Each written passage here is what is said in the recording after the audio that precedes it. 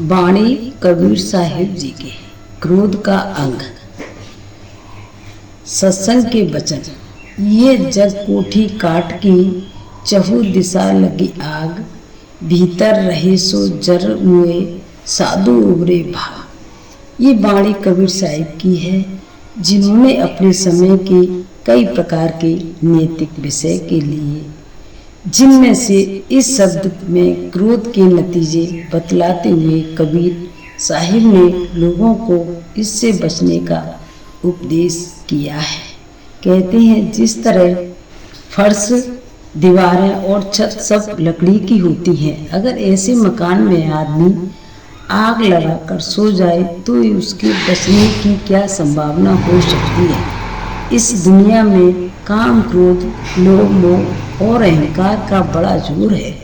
ये 5 अग्नियां हैं जो सारे संसार के हृदय में धक धक भड़क रही हैं। जिन्होंने इनको बस में कर लिया, वे इनकी जलन से बच गए, नहीं तो इनसे किसी को गाली निकली, उसने लाठी मारी, वही मर गया। इसी तरह सैकड़ों मामले हैं जो हर रोज होते रहते हैं।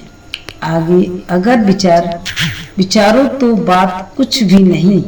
अगर किसी दुकानदार से लड़े, उसने छुरा मारा, मर गए, ये क्रोध ही तो है। क्रोध का नतीजा बहुत गंदा होता है। क्रोध अगन घर घर बड़ी, जरे सकल संसार, दीन लीन निज भगति, जो तिन के निकट उबार। अब कहते हैं कि हर एक के हृदय में क्रोध की आग जलती है। सारा संसार तप रहा है, जरा क्रोध आ गया, देशों के देश नष्ट हो गए। ये अब जर्मनी में दुनिया की पहली लड़ाई में क्या हाल है। जहरीली गैस छूटते हैं, बम चलाए जाते हैं। ये क्रोध ही तो नतीजा है। शांति वाले केवल भक्ति तो है जो क्रोध की आग से बचते हैं। जब कोई एक क्रोध करे तो दूसरे आदमी को चाहिए कि शांत रहे, तभी जो क्रोध की आग है कुछ न कुछ कम हो सकती है। एटम बम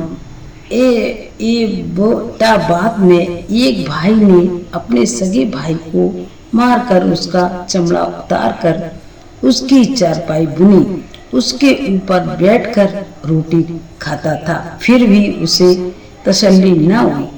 कोट कर्म लागे रहे, एक क्रोध की लार, किया कराया सब गया।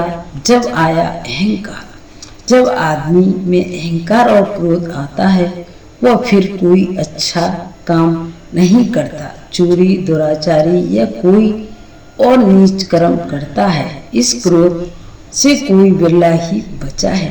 क्रोध और अहंकार में किया कराया सब नष्ट हो जाता है। जगत माही धोखा घना, अहम क्रोध और काल, पार पहुंचा मारिए ऐसा जम का जाल। जब तक मनुष्य मालिक की दरगाह में न पहुंच जाए, तब तक दुनिया में इसका कोई भरोसा नहीं कि मन रूपी पीर इसे अपना मृत बना ले। अगर जरा भी क्रोध आ गया तो गिर गए। बड़े बड़े ऋषि मुनियों को क्रोध ने गिरा दिया। ये बड़ा बली है। क्रोध आदमियों में ही नहीं बल्कि पशुओं में भी है, विशेषकर ऊंटों में और भैंसों में है। एक दफा का जिक्र है, एक ऊंट को मालिक ने मारा। दूसरे दिन वह किसी जगह निश्चिंत से बैठा हुआ था। ऊंट ने उसके ऊपर चढ़कर नीचे दबा लिया और मार मार कर उसकी जान निकाल दी। इसी तरह भैंसों में भी बड़ा क्रोध है। इनके हाथों से कोई खून प्रतिदिन होते हैं। बीलेह का एक सत्संगी था, जिसका पता था कि उसकी जान उसके पाले हुए भैंसे द्वारा निकलेगी। एक दिन वह भैंसे को तालाब में पानी पिलाने ले गया। रास्ते में उसने भैंसे को छड़ी से मारा। अपने हाथ से उसे नहलाया धुलाया, पानी पिलाकर घर को चला। भैंसे ने उसे टक्कर मारकर नीचे गिरा दिया और सींग मार मार कर उसकी आंतें बाहर निकाल दी। सांपों में भी क्रोध है। एक आदमी सांप को मारने लगा। उस वक्त तो वह बच गया। मौका पाकर सांप ने उस आदमी को डस लिया और वह आदमी मर गया। सो इसी तरह के कई वृतांत हैं। दसों दिशा में क्रोध की उठी प्रबल आग, शीतल संगत साध की, तहाँ उबरिए भाग।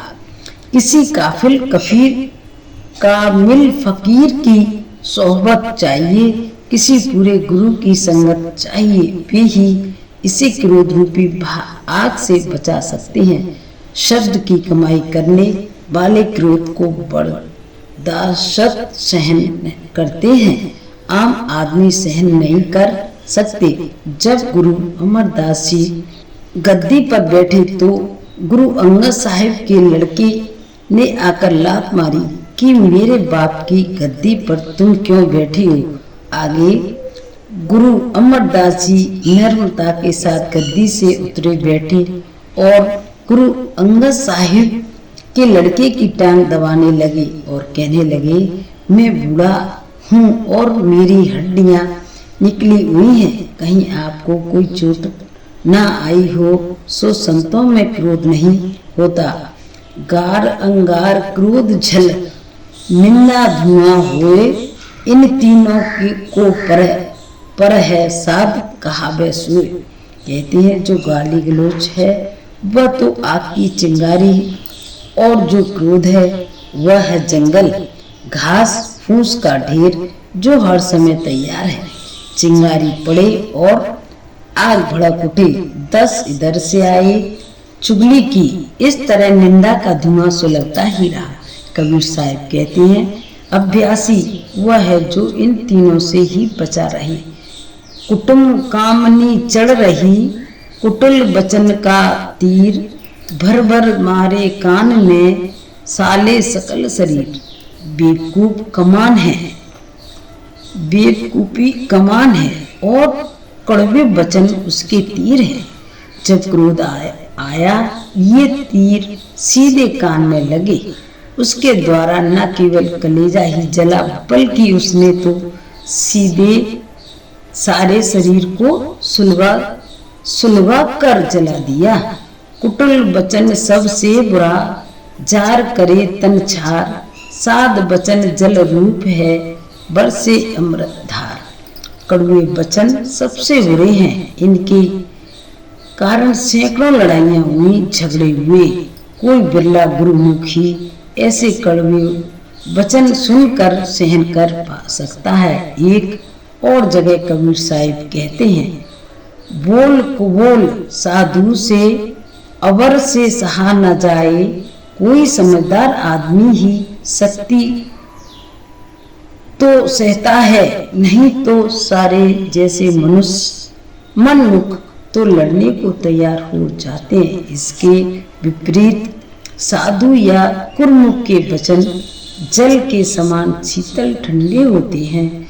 जब भी बरसेंगे बोलेंगे अमृत के समान प्रभाव डालेंगे।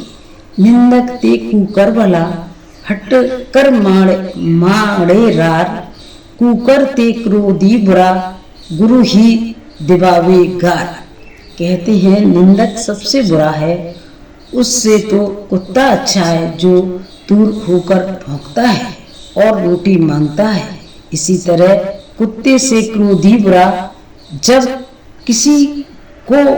किसी ने क्रोध में आकर दूसरे को भला बुरा कहा, गाली गलौज की, तो दूसरे ने कहा खड़ा हो जा और लगा उसे तथा उसके संबंधियों को गाली देने, यहाँ तक कि उसके स्वामी गुसाई गुरु को भी बुरा भला कहा जाता है। जितना हृदय कमजोर होता है उतना ही क्रोध ज्यादा आता है। स्त्रियों पुरुषों से अधिक क्रोध होता है क्योंकि उनका हृदय पुरुषों से ज्यादा कमजोर होता है। बहुत बार देखा गया है कि वे छोटी छोटी बातों पर लड़ पड़ती हैं। सो भाव यह है कि क्रोध से बचना चाहिए। जब क्रोध होगा तो इससे नुकसान भी होगा, बल्कि भजन में ये एक बड़ी रुकावट है। ये तवज्जो को इकट्ठा नहीं होने देता। क्रोध में ख्याल फैलता है। हमें ख्याल को इकट्ठा करना है, इसलिए क्रोध भजन का दुश्मन है।